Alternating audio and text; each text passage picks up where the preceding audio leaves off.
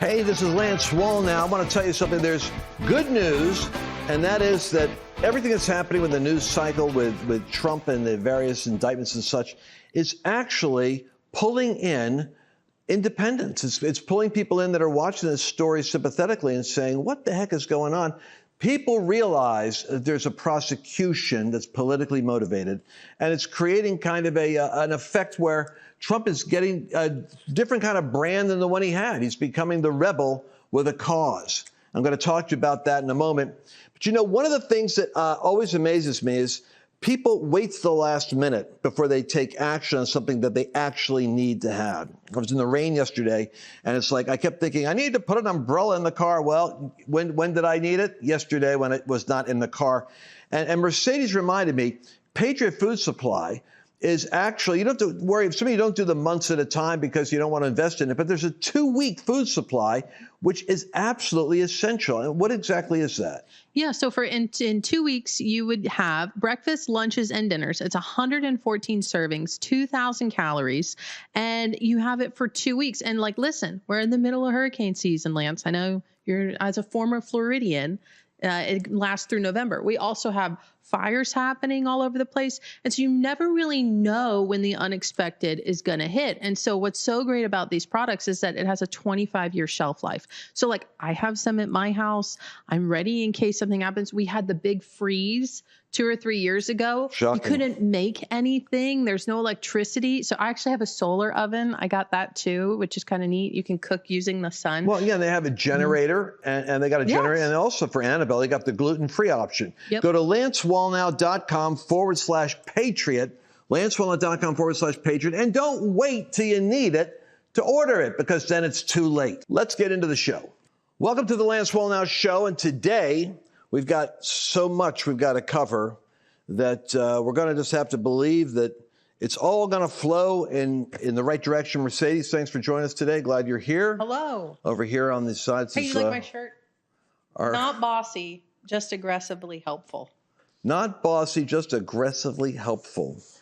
All right. Well, with that thought in mind, let's take a look at something which I think you ought to see. Let's hit the Mayorkas story. Benny Johnson covered it, and I think it's worth taking a look at just because you need to know what James Comer is doing. He's the one guy we got out there subpoenaing left and right, trying to work his way towards the Biden regime collapse, which is every day the termites are termiting him from the inside out. But this is just a quick update. Watch this.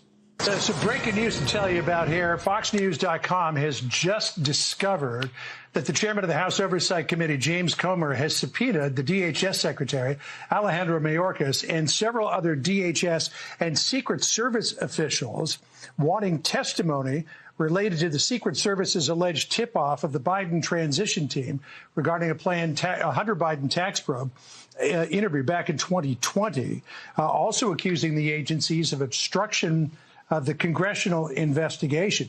6 subpoenas in total were sent out, 1 directed to Mayorkas for documents and 5 for depositions, 2 to Secret Service officials and 3 to DHS officials. Comer told Fox News Digital, quote, the Department of Justice initiated the Biden family cover-up, and now DHS, under the leadership of Secretary Mayorkas, is complicit in it. He went on to say investigators were never able to interview Hunter Biden during the criminal investigation because Secret Service headquarters and the Biden transition team were tipped off about the planned interview. We'll keep following this. We'll have the latest for you. Meantime, you can get the full write-up on Fox News Digital, foxnews.com. I'm always trying to figure out how it is that the tip-off of Hunter Biden about an interview could stop an interview from happening. I mean, I know I'm listening to it. So what if they tip him off? The interview, can you imagine if they were going to tip off, Richard Nixon that he was going to be impeached? Doesn't make a difference. So there's some kind of a weird obstruction game that I think is played in Washington. And when I hear stuff like this, I'm thinking, so what? So he was tipped off. And that interferes, of course, with the process of due justice, but it doesn't interfere with them calling Hunter up and discussing with him what the nature of his financial dealings were with these other countries.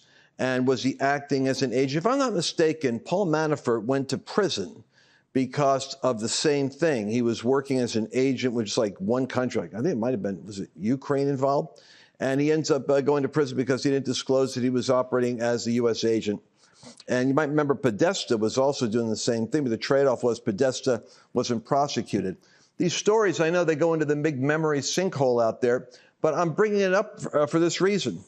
The Department of Justice is involved with the cover-up and the interference of the Hunter Biden tax probe. Well, what's new about that? We had 50 high intelligence agents and former directors of the CIA who all signed off on having done a diligent, high-level review of the Hunter Biden laptop, and they all felt that it was Russian disinformation. Why is there no consequence to the fact that all 50 of them lied, that all 50 of them were misrepresenting what they were saying? This includes Brennan and Clapper and those guys. I'll tell you why. It's because there's no consequence ever for what goes on. And this is the part that I think is the most important for us. The American people are aware with increasing shock. And I'm talking about that it's working when Joe Rogan, in the middle of 20 F-bombs, is doing an interview with his buddies, and they're all talking about, hey, this is really screwed up. Like, how could this be happening? How could the country be under the influence of such a corrupt management style that there's a constant shell game of protecting the assets? I believe that there's a moment of awakening that is happening. It's not just the war room. It's not just people that are watching us on Flashpoint or people that are watching or listening to our podcast. It's a collective awareness. And you know what's bringing it to a head? It's what's happening to Donald Trump. This other stuff is becoming interesting because Americans are realizing that Donald Trump is getting zip code prosecuted. That when you have a concentration of Democrats with like the dark money funded DA cases, where they're running for office and they're like the Soros backing these other guys that are pushing the DA in New York or the DA into Fulton County in Georgia. When you've got guys like Jack the Ripper overseeing the January 6th investigation about the insurrection and trying to disqualify Trump from being able to be on a ballot, because they're trying to create a story of him somehow stirring up the mob to interfere with due process of an election. All of this is going in the direction of looking really stupid. It's looking like they're trying to continue to go after Donald Trump. And it's becoming so conspicuous that Tucker Carlson flat out with, I don't know, some 80 million people could be watching his interview with Trump saying, hey, man, this thing is like, how do you worry about your life? Are you worried about assassination? What do you think happened to Epstein in prison? I finally realized Tucker Carlson was saying, if they lock you up, aren't you worried they're going to try to kill you? And Trump's answer is, I think, more accurate than the majority of Christians. I'm talking about the people that are the evangelical base in America. They don't really see the way as clear as Trump does. He says these people are evil. They're just evil. They're willing to use any mechanism at all to destroy anyone who is interfering with their grasp of power. But my point again is, so Mayorkas was tipping off and working with the DOJ to interfere with an investigation of Hunter in order to protect their administration. Well, I'm hoping James Comer is able to put something out there that is going to be just another nail in the coffin of, oh, yeah, well, that's pretty clear that the government is covering itself, investigating itself, and interfering with its own investigation. Because that at the top level, this party that is in power, including what you're going to see in other segments right now today, on their agenda for your children and what they're authorizing through the press and through the scholastic books that they're releasing to your kids, they have an agenda to support whoever is helping them stay in power, even if it's to the detriment of the American people and the children in America. So the main point here is that there is a full court press now taking place to expose all of the areas in which the American people are victims of a collusion at the highest level to cover up crimes. And that kind of goes to the story going on in Texas. Texas Attorney General Ken Paxton's impeachment trial. This should be of interest to all of you. What's coming out here in Epoch Times, Wall Street Journal, Yahoo.com, because what's important about the Ken Paxton situation is he's the only AG we have in the United States that actually takes the gloves off and goes after Biden, that fights the corruption, and that does something as a so they're going to make an example of him. What's infuriating for those of us that are still discovering how corrupt our Republican Party is, that in order for them to do it, the Republican-controlled Texas House of Representatives voted 121 to 123 to charge him with abuse of office and bribery. In other words, they want to get rid of the one guy that is the most powerful voice that we have as a conservative, utilizing his platform as an AG. Now, they could have gone after him before. They could do this later. They're doing it now because they're systematically trying to take out every person that stands in their way. And they can find a way to try this. Someone will say, well, he did this, he did that.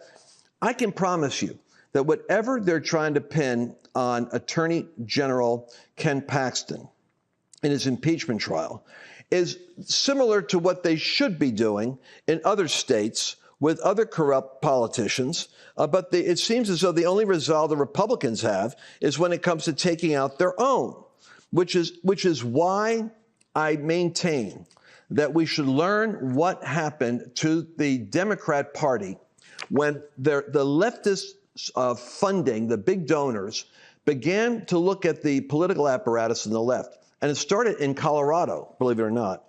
It's where they decided that if you have the right combination of money and power, you can systematically dismantle a state and take it over in the same way that you can dismantle the United States and take it over.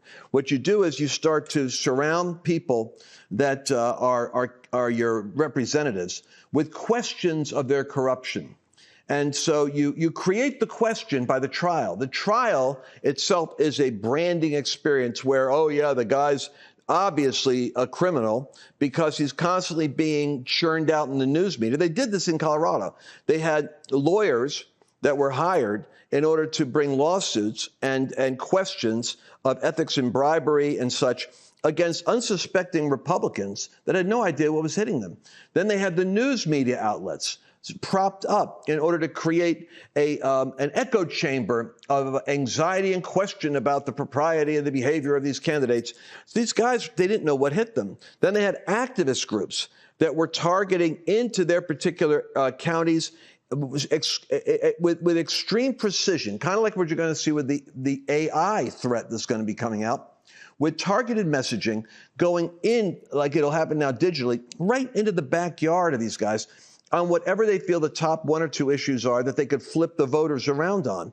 So that they literally took over Colorado. It was overnight. And the guy, one of the three guys that was the millionaire funding the takeover, is now the governor of Colorado with an aspiration of becoming the president of the United States. Colorado, if you look at it, is the laboratory where they perfected the model of how to flip a state in the same way that they could flip the country.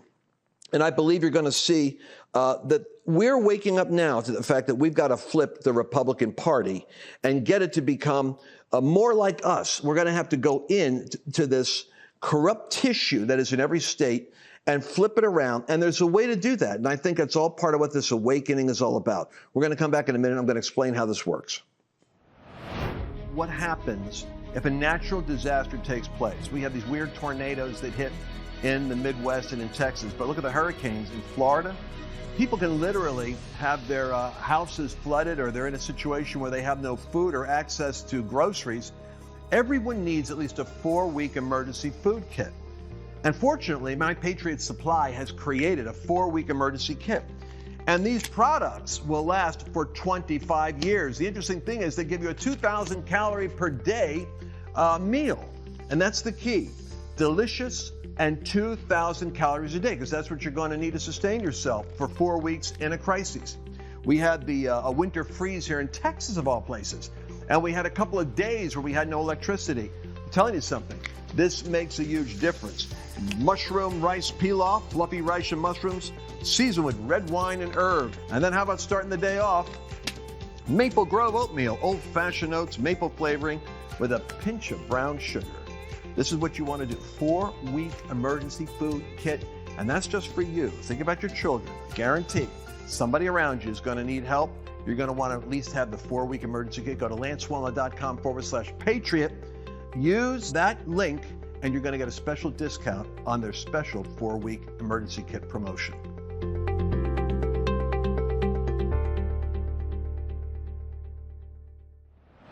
Welcome back to the Lance Wallnau Show. Now, the premise that I'm working on from the last segment is that the Democratic Party is no longer the Democratic Party. That's why you could have the bizarre policies that they've got being supported from environmental, breaking down the nation environmentally with green deals that are bankrupting the country, to spending, all of the stuff, by the way, that they're doing, including the border and the spending. And you'll find it's the same thing with the transgender ideology. It has over 70% disapproval from Americans across the board. You take the McLaughlin Group surveys, independents, Democrats, and Republicans don't approve of these policies, but the policies are being supported by representatives who are tied in with the big money corrupt machine of the global elites. And it's not just the Democrats. That's the weird part. You've got Republicans in there too, which is why you're not hearing anyone lift up their voice in support of Donald Trump and the effort to jail him with fictitious created legal things that the media can then flip and chew on and spew out there to the Rachel Maddow type audience. I don't know why Rachel Mad Cow Maddow doesn't have to do some kind of an explanation as to how for a whole year we had Avenatti on as an authority on Trump and his corruption with Stormy Daniels, or the Russian collusion case, which she made her ratings off of. And then we find out the whole thing's bogus, and she picks up where she left off, and the audience doesn't care. This is the weird part. The audience continues on because it's supporting a premise that they want to hear. But here's the problem. Their ratings aren't showing that it's a growing audience. It's just reinforcing the prejudice of a group of people that already are thinking weird. It's like the 20% that's left no matter what you tell them. But what's interesting is the Democrats were taken over by the radicals.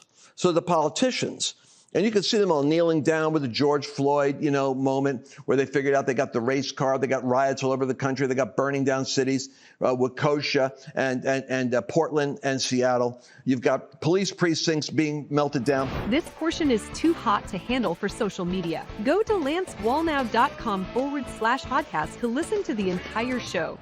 And that's going to be the problem that the left has. They can continue their vicious disinformation campaign, but at some point, it's going to hit the credibility problem. Now, back to where we are. Where we are is we have to take over the Republican Party. Because the patriots, the people that love America, that don't understand why the border is still open and why are we giving $1 trillion, $300 billion over there to Ukraine on an issue over there, and Trump could come up with $1 million for his own wall. And held up in appropriations. And you have to know that the Republicans, the Lindsey Grahams, the McConnells, and all the fat cats that are up there in the Senate that try to act like they represent you, none of them use their influence in order to rectify and fix any of these situations, which 70% of Americans are in unity about solving. You see what I'm trying to say? There has to be a realization that the Republican Party itself is part of the problem.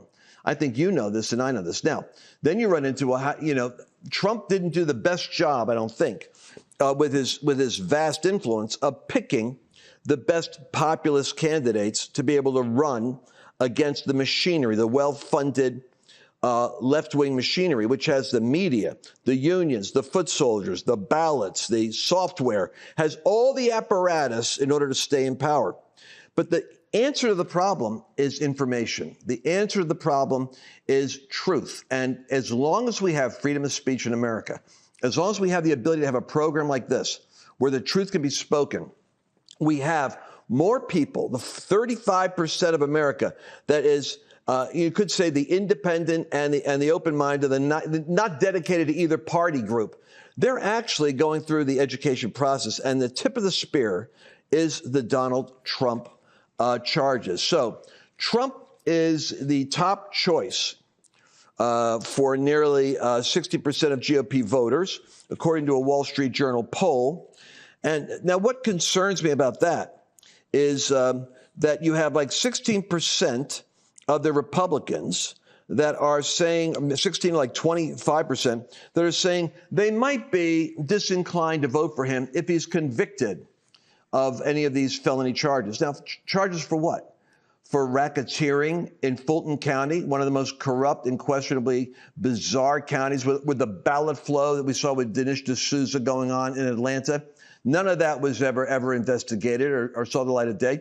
You'll hear on the left and you'll hear low information voters all the time saying, well, the judges, there was no cases brought to court. No, there were no cases that the judges would have the courage to take on the merits and bring into trial. The problem was you have intimidated judges, you have compromised legislators, but you do have this.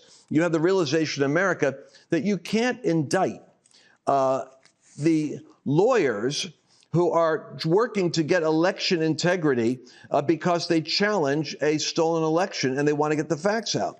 You can't have charges of racketeering when it's all predicated upon the fact that you're trying to expose election fraud. That is what Trump had to do.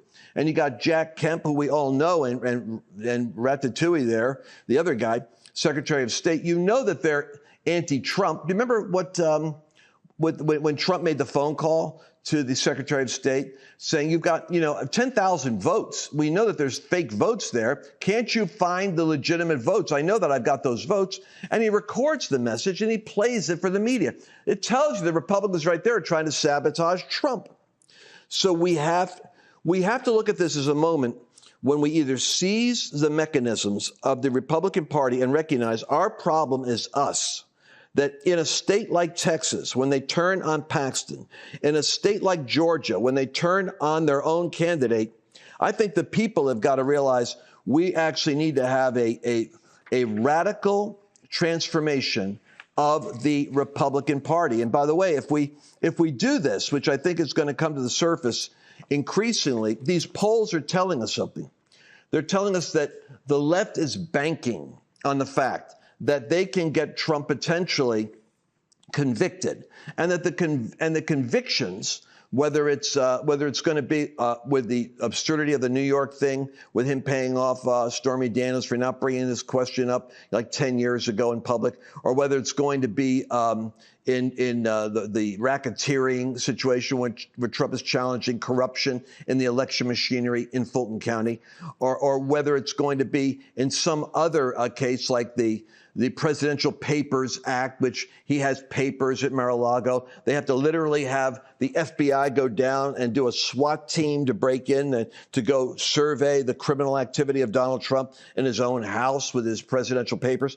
I believe that their plan is that if they can keep the mystique of Trump the criminal out there in the news media, that it's going to hit the 16 to 20% of Republicans that would be inclined to vote for him because they're going to move. But I don't think it's going to work, and I'll tell you why.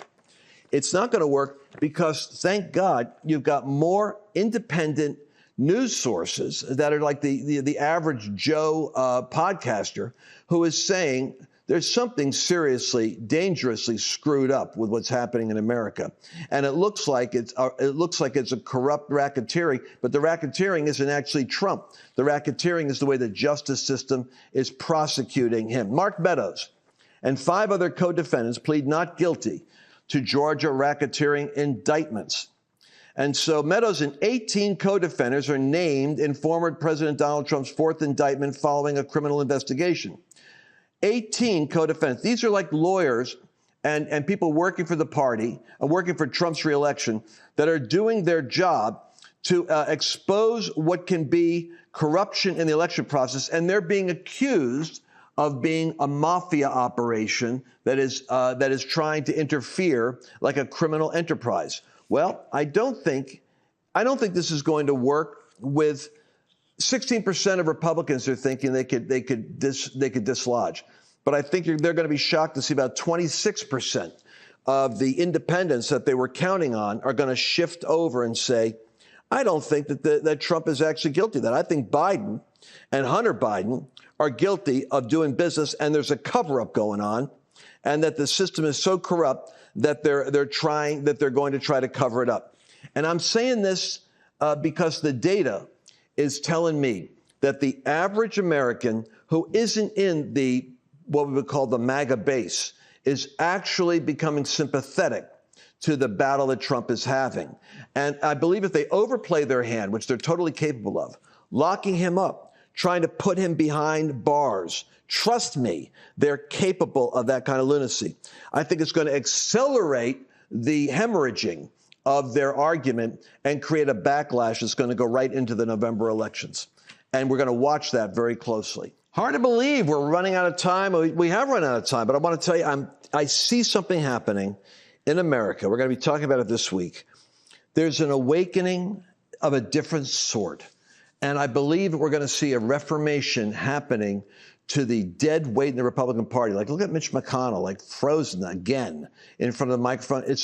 If I had to say if there's a hidden hand working right now, God is going to silence the opposition. He's going to increase the volume of awareness about how corrupt this ruling class really is. And I believe that there is a takeover that's going to take place where the American people are going to demand that the government reflects their values and their interests and not the priorities of the elites. And it's always good to have this audience, this army with us. I look forward to seeing you again next week. Don't forget the Lance Wallnau Show can be accessed on lancewallnau.com/podcast. We got it 7 days a week. We cover all the days, and you don't want to miss a single update. God bless you. Did you enjoy this latest episode? Please remember to share it with your friends, because the more knowledge you have, the better equipped you are to navigate the world.